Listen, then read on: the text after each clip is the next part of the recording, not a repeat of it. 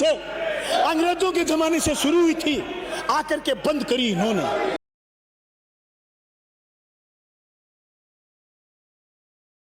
अरे देश को समझदार इन्होंने ये दिखाया कि हम अच्छे दिन लाएंगे, न्यू इंडिया, शाइनिंग इंडिया की बात करी, पर सबसे पहले जो कुठाराघात इन्होंने करा, जाति और धर्म के नाम पर समाज को बांट करके राज में आने वाले लोग, 1881 से पेंशन शुरू करी, उस पेंशन को 2004 में अटल बिहारी वाजपेयी जी ने खत्म करा। उस पेंशन की, ओल्ड पेंशन की मांग को लेकर के आज हजार लोग, हजारों लाखों कर्मचारी सड़कों पर उतरते हैं और कह रहे हैं कि ओल्ड पेंशन मांग करो। सभापति महोदय, मेरी विधानसभा क्षेत्र की 2004 के बाद की नियुक्त 2 महिलाएं रिटायर हुई हैं, एक की पेंशन 735 रुपए हुई है, इनके सिलेंडर का भाव 1000 रुपए है। अरे घर में सिलेंडर भी नहीं ला पाएगा, बुढ़ापे में कैसे जीवन की लाठी कैसे चलाए। सभापति महोदय, ये बातें हमारे लिए बहुत जरूरी है। आज हम राज्यपाल के अभिभाषण पर इसलिए इन बातों का जिक्र कर रहे हैं कि आज राज्य कमजोर हुए हैं जीएसटी के बाद। आज राज्यों के पास ये स्थिति नहीं है कि वो अपना खुला फैसला अलग से कर लें। जिस जीएसटी के खिलाफ हुआ करते थे, ये उसी जीएसटी के पक्ष में हो गए और कठोर कानून बना करके जीएसटी को लेकर के आए। ये मैं बात करना चाहता हूं इस बात की, 1991 में जब देश के प्रधानमंत्री नरसिम्हा राव थे और इस देशीकरण की नीति आई, तो सबसे पहले धोती फाड़ के बोले थे आडवाणी जी कि नीतियां हम लाएंगे। उसके बाद जो भी सरकारें आई वो नव उदारवाद की थोड़ी थोड़ी नीतियों को लागू करा, लेकिन ये जो राज में आए ये उन नीतियों को इतनी तेजी से लागू करा कि अमीर और गरीब के बीच खाई बढ़ी है, अमीरों की संख्या बढ़ी है, लेकिन गरीब और तेजी से गरीब हुआ। ये जो फासला करने का काम करा अमीर और गरीब के बीच, ये संविधान विरोधी कदम है। सभापति महोदय, इस संविधान में समाजवादी जो शब्द है उस पर ये चोट है। सभापति महोदय, समाजवाद की जब बात आती है तो इनके चिंगारी लगती है। वो चिंगारी इसलिए लगती है कि समाजवाद के विरोधी है, ये धर्मनिरपेक्षता के विरोधी है, ये चाहते नहीं कि देश में सारे लोग एकजुट होकर के रहें, इसलिए बात सीधी पाकिस्तान की करते हैं। अरे 1947 में पार्टीशन हो गया था, हिंदुस्तान अलग पाकिस्तान अलग, ये शब्द पर बात पर पाकिस्तान की धमकी देते हैं। जहां भी जिस भी राज्य में चुनाव आता है ये लोगों को पाकिस्तान से डराते हैं। जिस पाकिस्तान की हिंदुस्तान के 125 करोड़ लोगों के सामने कोई औकात नहीं, कोई भी साध नहीं, उस पाकिस्तान के नाम पर डराने का काम करते हैं। सभापति महोदय, ये जो गैलरी में आकर के हमें क्या डरा देंगे, ये खुद डरे हुए लोग हैं। इनको रात को सपने आते हैं और ये सपने में चमक के धरती पर नीचे पड़ जाते हैं, क्योंकि इनके पास अदानी और अंबानी के अलावा सुनिए, मैं पिछले 1.5 घंटे से इस बात सुन रहा हूं। इनके पास कोई नारा नहीं है, कोई स्लोगन नहीं है, इनके पास कोई बात नहीं है, उल्टा तो और ये इतने अनपढ़ हैं सभापति महोदय, ये कागज भी ढंग से नहीं पकड़ना जानते, कहीं से उल्टा पकड़ रहे हैं, कहीं से पुल्टा पकड़ रहे हैं। इसलिए इन लोगों को ज्यादा सीरियस लेने की जरूरत नहीं है। मैं राजस्थान की सरकार से भी कहना चाहता हूं, इनके दबाव में आकर के तुमने रीट कैंसिल करी, इनके दबाव में आने की जरूरत नहीं थी। एसओजी की जांच का दायरा बढ़ाओ, एसओजी की जांच का दायरा बढ़ाओ। किरोड़ी मिल मीणा को हर बात का कैसे पता है, इस बात का पता करो कि किरोड़ी मिल कहता है कि फलाने का संपर्क है, फलाने का संपर्क है। तुम्हें कोई सपने आते रात को किरोड़ी जी, जो तुम्हें सारी बात का पता है। एसओजी का दायरा बढ़ाओ। और मेरी पुरजोर सदन में मांग है, संसदीय कार्य मंत्री महोदय, कोई सीबीआई को जांच नहीं देनी, राजस्थान की संस्थाओं को मजबूत करो, या जो भी दलाली करता है उसको पकड़ो और जेल के शिक्षकों के भीतर डालो। और इनके मिलेंगे, अधिकतर मित्र इनके मिलेंगे। मैं आज कह रहा हूं, मेरी विधानसभा क्षेत्र में तो जो खाद्य सुरक्षा में चोरी करते हैं, जो ठेकेदारी में चोरी करते थे, वो सब इनके मित्र थे। मैंने सबको खराब कर दिया, सबको सस्पेंड करवा दिया। आज मैं धन्यवाद करना चाहूंगा, प्रशासन गांव के संग कैंप में गया, मैं 28 कहीं भी खाद्य सुरक्षा में कोई शिकायत नहीं मिली, क्योंकि इनके 5 आदमियों को मैंने सस्पेंड कर दिया था। मैं राजस्थान की 7.25 करोड़ लोगों से कहना चाहता हूं, खतरा इन्हीं से, इनसे बच जाओ, समझ लो सारी बीमारियों से बच गए। समझ लो आपने कोरोना की वैक्सीन ही ले ली, ये असली कोरोना यही है, इस असली कोरोना से बच जाओ। बस प्रदेश के नौजवानों से कहना चाहता हूं, अरे 10-20 हजार स्कूल बंद करने वाले लोग तुम्हें रीट में बिठाना थोड़ी चाहते। 20 हजार स्कूल बंद करने का मतलब यह था 1 लाख नौकरी खत्म करना, ये तुम्हें रीट में बिठाना थोड़ी चाहते। ये तुम्हें रगड़ना चाहते, ये चाहते हैं कि कैसे इस मुद्दे को विलोपित करा जाए। अरे मेरे विधानसभा क्षेत्र में एक साल में 16,000 नामांकन बढ़े सभापति महोदय, 16,000। 13 स्कूल कर्मोन्नत हुए, भर्तियों में नियुक्ति मिली छोरों को, first grade second grade principal के पद भरे। एक साल में 16,000 नामांकन बढ़े। जहां नामांकन बढ़ेंगे वहां पद बढ़ेंगे, वहां बेरोजगारों को रोजगार मिलेगा। इन्होंने 1,000 स्कूल बंद, 20,000 स्कूल बंद करे थे। मेरी कॉन्स्टिट्यूशन में 117 स्कूल बंद करे थे। मैं संदेश देना चाहता हूं नौजवानों को, दोस्त और दुश्मन की पहचान करो, पहचान करके राजनीति को आगे बढ़ाओ। असली कोरोना ये इनके आका मोदी जी शाह साहब, जिन्होंने सारे के सारे राजनीति में अदानी और अंबानी के दलाल बना करके बैठे। कुछ नहीं बचा जनाब। देश के लोकतांत्रिक मूल्य खतरे में, मजदूर की मजदूरी खतरे में, किसान की किसानी खतरे में, कर्मचारी की कर्मचारी पड़ा खतरे में। ऐसी परिस्थिति के अंदर आज जो किसानों ने रास्ता दिखाया देश की जनता को, किसानों ने जो रास्ता दिखाया, और मैं तो ये कह रहा हूं कि ये मोदी जी ने जो नीतियां लागू करी है, वो नीतियां कोई लागू करेगा, बचेगा नहीं। हमारी पार्टी की बंगाल में सरकार थी, जबरदस्ती एक उद्योग लगाने की कोशिश करी, दोबारा सरकार में नहीं आए। मैं कहना चाहता हूं, अगर किसान मजदूर और जनता के खिलाफ कोई नीति बनाएगा, वो बचेगा नहीं।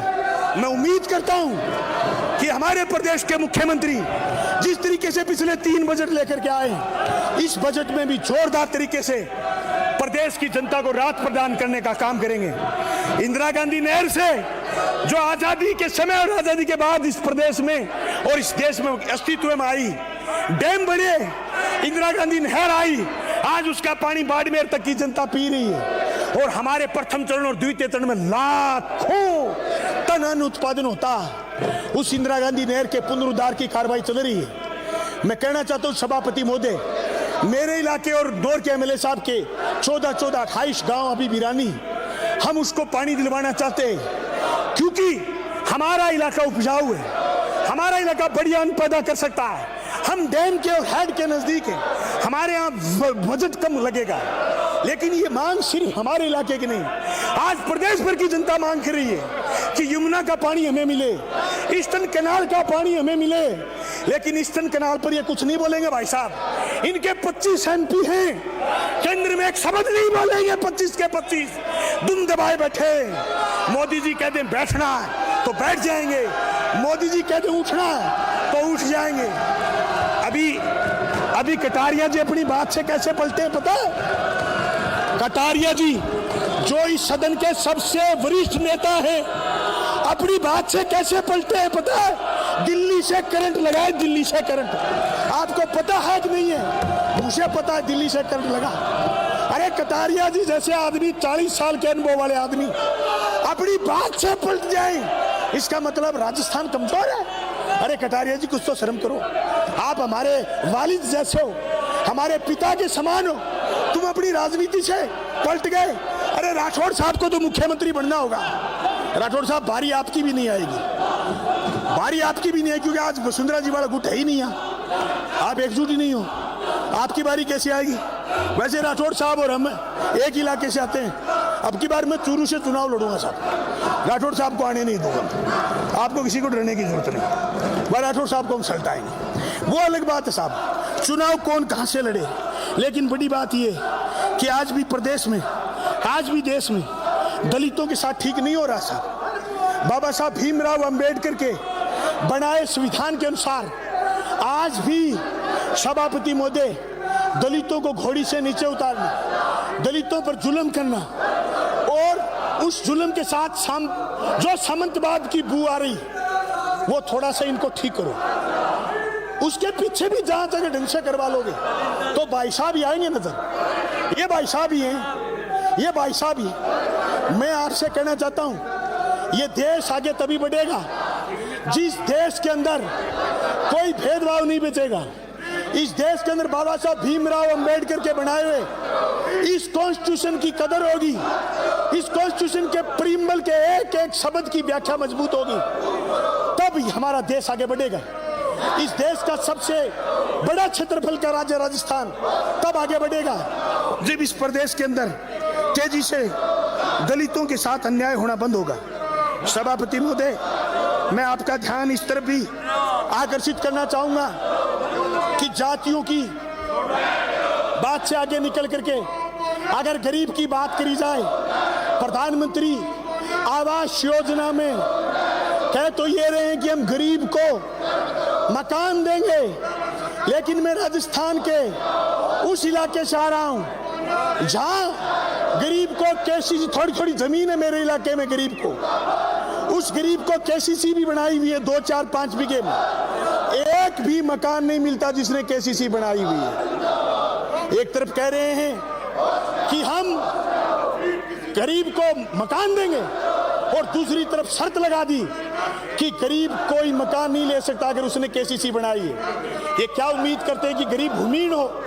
एक तरफ तो मांग करें कि गरीब को भी जमीन दो, गरीब को जमीन देनी चाहिए, और दूसरी तरफ जिस गरीब ने जमीन पर केसीसी बना ली उसको प्रधानमंत्री आवास योजना का फायदा नहीं मिल रहा है। सभापति महोदय, मैं आप सब साथियों को ये बात कहना चाहता हूं कि प्रदेश के अंदर एक सबसे बड़ी और देश के अंदर सबसे बड़ी चीज चल रही, आज आवश्यकता की मुख्य चीज है वो है बिजली।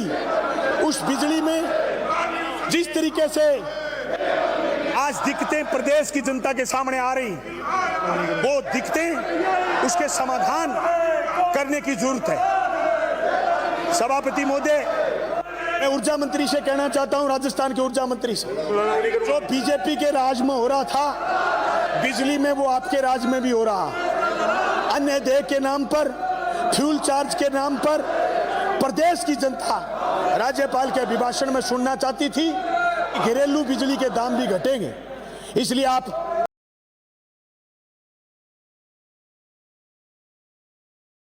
23 तारीख को आने वाले मुख्यमंत्री जी के बजट में प्रदेश की जनता को राहत देने का काम करेंगे। पार्ट 2 करने के लिए सबसे बड़ा कदम है किसान की बिजली फ्री हो और घरेलू बिजली में आपको दाम कम करने हैं। फिर देखते हैं पार्ट 2 से रोकता कौन है। इनसे डरने की जरूरत नहीं, ये तो अब से ही छट जाएंगे, अब से कम हो जाएंगे। ये जिस टाइप की लो लेवल की बातें कर रहे हैं, आप तो चिंता ही छोड़ो इनकी। मैं कहना चाहता हूं, किसानों की कर्ज माफी पर सदन में कांग्रेस, बीजेपी, सीपीएम, बीटीपी, अन्य निर्दलीय सारे लोग एकजुट होंगे मेरे ख्याल में। अगर एकजुट नहीं है, केंद्र सरकार को प्रस्ताव नहीं भेजते, तो फिर कर्ज माफी की बात ना टके। सहकारी समिति में जो कर्जे माफ हुए, उसके बाद कॉमर्शियल बैंक के जो कर्जे बचे, उसके लिए सदन में ये प्रस्ताव मैं लेकर के आता हूं और मैं दस्तखत कराऊंगा। जिस तरीके से मुख्यमंत्री जी ने 5 करोड़ रुपए करे एमएलए लैंड के, उसी तरीके से सारे लोग बड़ा दिल रखते हुए केंद्र सरकार को प्रस्ताव भिजवाएंगे कि सारे किसानों का कर्जा माफ कॉमर्शियल बैंकों का भारत सरकार करे, और 90-10 की स्कीम इस तरीके से बैंकों में सेटलमेंट की प्रस्तावित की गई है, उस स्कीम को आगे बढ़ाने का काम करे। आज प्रदेश का किसान खुशहाल होगा, प्रदेश का नौजवान खुशहाल होगा, उसको अच्छी शिक्षा मिलेगी, अच्छा स्वास्थ्य मिलेगा। मैं एक तो मुख्यमंत्री जी का धन्यवाद करना चाहता हूं, उन्होंने एक मोहल्ला क्लिनिक की बात करी थी। मोहल्ला क्लिनिक कितना धरातल पर आया है, ये तो शायद उस दिन वो बात पेश करेंगे, लेकिन कई जगह खुले। कोरोना में जो सरकारी हॉस्पिटलों की स्थिति ठीक हुई है, मैं कहता हूं मोहल्ला क्लिनिक को और ठीक करने की जरूरत है। मोहल्ला क्लिनिक मजबूत होगा तो लोगों का स्वास्थ्य ऊंचा होगा, लोगों का स्वास्थ्य ऊंचा होगा तो लोग शाणे होंगे, लोग शाणे होंगे तो पढ़ेंगे, लोग पढ़ेंगे तो फिर बीजेपी में नहीं रहेंगे। जहां लोग पढ़ लेंगे वहां फिर लोग बीजेपी में नहीं रहेंगे।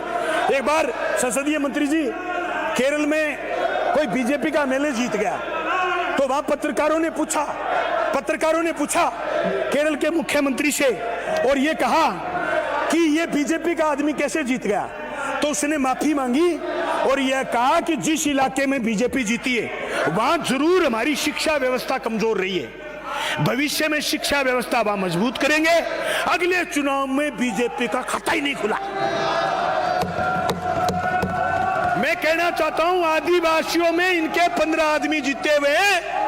आप तो 100 स्कूल खोल दो, ये कभी नहीं जीतेंगे, ढाकी लग जाएगी। गिन के 100 स्कूल खोल दो।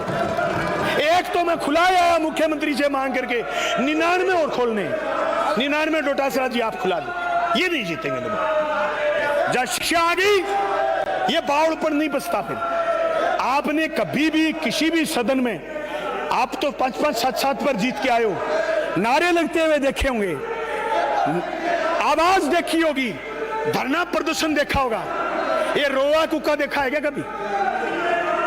भाई किसी सदन में ये रोआ कुका होता है क्या? ये क्या मांग कर रहे हैं, इनको खुद को नहीं पता। इसलिए मैं राजस्थान की सरकार से मांग करना चाहता हूं, जहां जहां ये भाई जीत के आ रहे हैं, वहां स्कूलों को मजबूत करने का काम करें। सभापति महोदय में मेरी बात एक और बहुत जरूरी है। राजस्थान में जब संकट आया था कोरोना संकट के समय, जो ही मुख्यमंत्री जी ने 1,500 हजार रुपए दिए, 2-2 हजार रुपए दिए शहरी क्षेत्र में। ग्रामीण क्षेत्र में बेरोजगारी का संकट आया तो हाथों-हाथ नरेगा शुरू करी थी। उस नरेगा में भारत की सरकार ने 25,000 करोड़ रुपए कम करे। 25,000 करोड़ रुपए कम करने का मतलब यह है कि नरेगा का दम घोटना चाहते। राजस्थान की सरकार को नरेगा पर ध्यान देना है और नरेगा के तहत गांव में हो रहे विकास के काम और नरेगा के तहत श्रमिकों को मिल रही मजदूरी की हम सबको मिलकर के हिफाजत करनी है। अगर हम नरेगा की हिफाजत नहीं कर पाएंगे, अगर हम किसान की हिफाजत नहीं कर पाएंगे, तो ये अदानी और अंबानी को देश बेच देंगे। ये पीछे नहीं हटेंगे। इनको शर्म भी नहीं आती इस मसले में। ये और है, अदानी अंबानी का नाम लेके कुछ भी कह दो, शंका नहीं आता इनको, क्योंकि ये काम उसी के लगे हुए हैं। इससे बड़ी बात क्या हो सकती है कि देश की जनता ने अपने एक एक खून पसीने की कमाई से पैसे दिए, राजस्व दिया, उससे रेल आई, उससे तेल की कंपनियां बनी, उससे हवाई जहाज के एयरपोर्ट बने, उससे हमारे पोस्ट ऑफिस खुले, उससे हमारे बड़े बड़े संस्थान बने, उससे हमारे 9 रत्न बने, इस्पात का कारखाना, सीमेंट का कारखाना, लोहे का कारखाना, स्टील का कारखाना, हिंदुस्तान पेट्रोलियम, भारत पेट्रोलियम, बेटे के बापों ने सारे बेच दिए, सारा सामान बेच दिया। अब एक ही काम लगे रहते हैं कि साहब 2022 वाली बात तो गई, आमदनी दुगनी होने की बात कर रहे थे, अब कह रहे हैं 2047 में आमदनी दुगनी होगी। 2047, यानी मुझे अचंभा हो रहा है कि एक देश का प्रधानमंत्री ऐसे पलटी कैसे मार सकता है। मैं राज्यपाल के अभिभाषण पर इसलिए देश के प्रधानमंत्री का जिक्र कर रहा हूं कि मैं हिंदुस्तान के इस संविधान की छाया में जी रहा हूं, मैं हिंदुस्तान के इन 5 लाइनों की छाया में जी रहा हूं। इसलिए मैं महसूस कर रहा हूं, अगर मेरा देश कमजोर होगा, मेरा संविधान कमजोर होगा, तो राजस्थान आगे कितने दिन बढ़ेगा। इसलिए सभापति महोदय, मैं आपसे एक बात नरेगा की बीच में रह गई। सभापति महोदय, नरेगा में जब काम पर मजदूर जाते हैं, उन मजदूरों का एक रखवाड़ा होता है, उसको मैट बोलते हैं। मैट के पैसे पिछले 2 साल से नहीं आ रहे। केंद्र की सरकार मैट के पैसे नहीं दे रहे। यानी जो उनका हेडमास्टर है, 40 का एक मस्टोल है, उसमें 40 मजदूर लगते हैं। मजदूर की मजदूरी तो अभी आ रही है, लेकिन मैट के पैसे नहीं आ रहे। मैटों का एक डेलीगेशन आया कि साहब हमें पैसा नहीं मिला। मैंने पूछा कितने दिन से, बोले 2 साल से नहीं मिला। सभापति महोदय, मुझे तो लग रहा है ये 25,000 करोड़ इस बजट में कम रखें तो अगली बार ये मजदूरों का पैसा भी नहीं देंगे। सभापति महोदय, 11 फरवरी 2022 के प्रातः 11 बजे तक के लिए स्थगित की जाती है।